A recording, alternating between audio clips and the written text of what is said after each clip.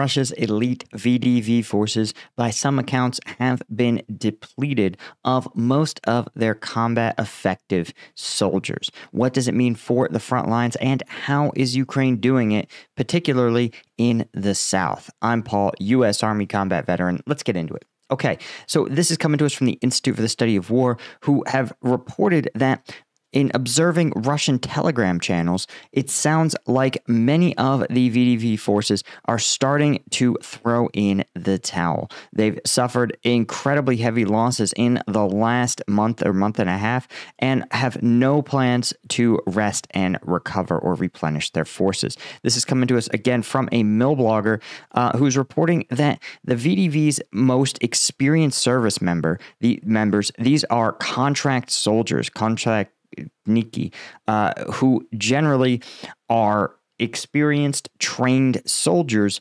who get brought in to perform specialized roles like specialty drone operators, artillery operators, tank crew members, artillery, thermobaric artillery. That's because for Russia, right, low-skill light infantry troops are a dime a dozen. It's easy to produce a simple infantryman, but it's much harder to produce someone who can plan and plot artillery fire, who can maintain a tank, who can guide and position thermobaric rocket launchers. And so Russia pays those soldiers, those specialists, more, and their tactics generally try to keep them towards the rear of formations, making the prisoners or recently mobilized conscripts or pseudo-conscripts do the dirty work of frontline infantry fighting in their assault groups. So while they form a small proportion of the VDV's total personnel, they represent a key element to making the VDV combat effective. But these experienced troopers have actually suffered some of the highest losses, especially when you look at command cadre, another type of specialist, right? Officers. These specialists, senior soldiers, and experienced officers really make up the core of the VDV forces and are the experience that make them elite, right? They aren't elite because they get the same assault groups made up of prisoners and drunks that every other unit of the Russian military gets, right? But what makes the VDV elite, again, is having these quality commanders and quality specialists. For example, the elements of the newly formed 104th Division are actually reportedly having to withdraw from the Krinky area in Kherson because they have basically been depleted out of combat effectiveness. Of course, the UK Ministry of Defense is saying that the attrition rate is rising such that by nearly 300 casualties every single day. So Russian forces are throwing more of their troopers into combat with less and less training. Even General Teplinsky let slip in a speech to a Russian military command graduation that many of the new officers were going to be deploying directly from graduation to the front lines. And accidentally forgot to mention that Russian troops generally are supposed to complete a level of specialized pre-combat training before being sent to any combat zone. So the fact that, again, Russia, even for its top-tier airborne commanders, is still truncating their training pipeline and sending less trained troops towards the front line. Now, what I thought was interesting is a sort of an illustration of what I think is happening here. And we can look to the areas of Verbova and Robotina for examples. Now, the reason you have this salient in the front lines, you can see this sort of bulge here. This was the high watermark, for lack of a better term, of the Ukrainian counteroffensive. And the idea of that offensive, the reason this was so that Ukrainian forces pushed so hard into it, is because you could see by the fortification maps that this seemed like an area where they would best be able to break into Russia's robust defensive lines. And they came very close to succeeding. You can see here's some of the defensive lines, including this trench line right here.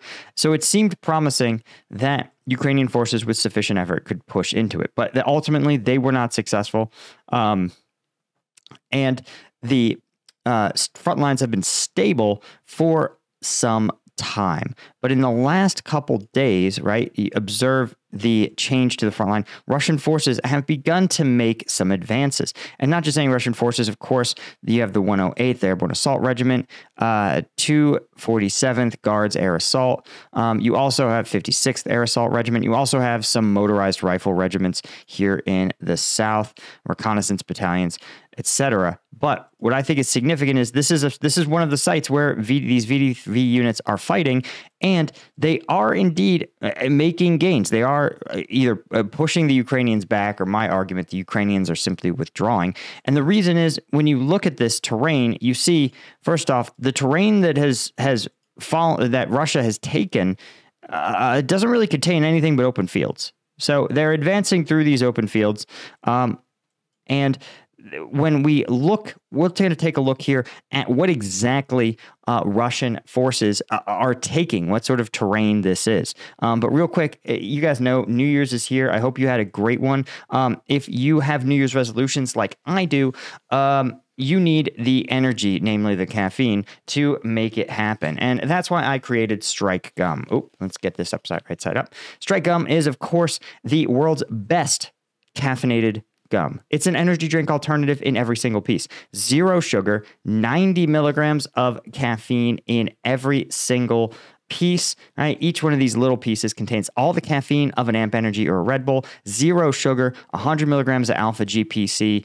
It is a superior energy drink alternative. Best of all, of course, we have a New Year's sale with free shipping on orders over $70. So if you want to reorder, now is the time.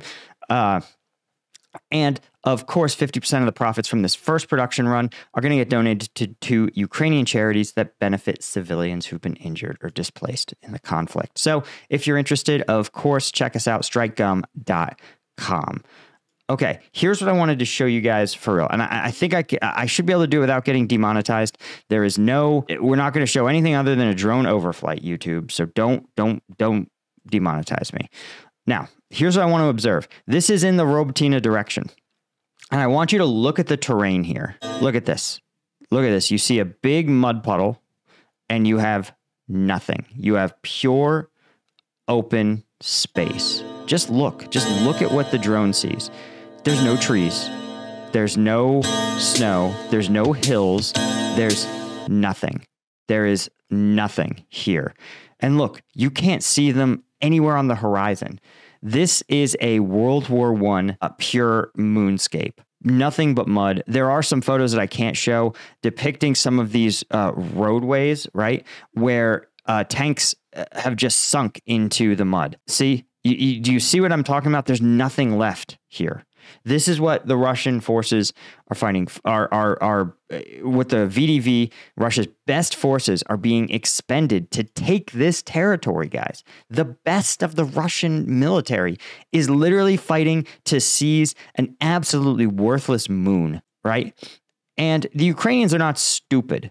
They realize this. And as we've said, now that they are not on an offensive footing, they're asking what I think are good questions for a military commander. What are we holding here?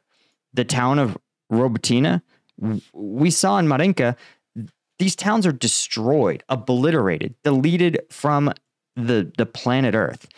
And so all that the Ukrainians should be doing at this point is saying, hey, how do we maximize the amount of casualties the Russians take as we withdraw from this area? Because look, I've talked about this literally the entire counteroffensive. Salients do not sustain in this war. Look at, if you're a Ukrainian, let's say you're a Ukrainian soldier and you're here. Look, this soldier on this part of the front line, he's surrounded on 3 sides by the enemy. There are to his front and on either side. Right? Ukrainian soldier here only has soldiers in front of him and friends on 3 sides. So you see how either the salients have to turn into a breakthrough, or they have to return to a sort of even line. And that's what I think the Ukrainians will do. I think they're going to say, listen, we are going to bait these elite Russian forces into fights over a moonscape. We're going to pull them into this muddy moonscaped hell. And we are just going to tear them apart with drones, with artillery, with our tanks from a distance, mortars, and we are going to not let them get in any kind of substantive casualty producing fight with us. We are just going to grind them and grind them and grind them until there's nothing left. And this front line becomes more efficient, right? Again, where Ukrainian forces have friends on either side, not enemies.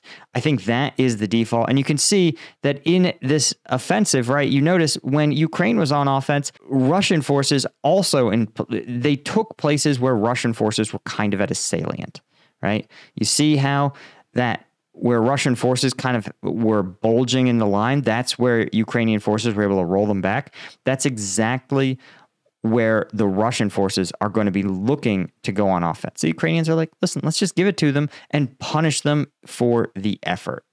Anyway, guys, that's all I had. Thank you so much to the Colonel tier members of Combat Vet News. Be sure to hit like and subscribe on the video. Tell the YouTube algorithm that I am making good content. And of course, twice a week, we drop uncensored combat footage, but only on Combat Vet News. Cheers.